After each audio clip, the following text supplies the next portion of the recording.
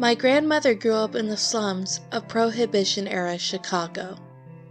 Her family lived in a small house near the harbor, and one of her earliest memories was of a particularly hot summer when, seeking respite from the heat, she and her sister discovered a seldom-used section of boardwalk near an abandoned warehouse. Every night, for several weeks, the two girls would make their way down to the docks and sit together on the edge of the pier as the sun went down. My grandmother vividly, and for a time fondly, recalled the feel of the seaweed between her toes as she and her sister dangled their feet into the murky waters. It wasn't until years later that she returned to the pier and found that the warehouse had been demolished.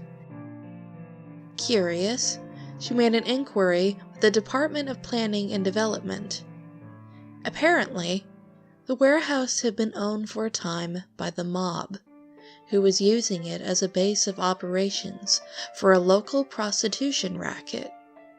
It had only been uncovered when an associate began disposing of rival hookers by fitting them with concrete shoes and dumping them into the harbor.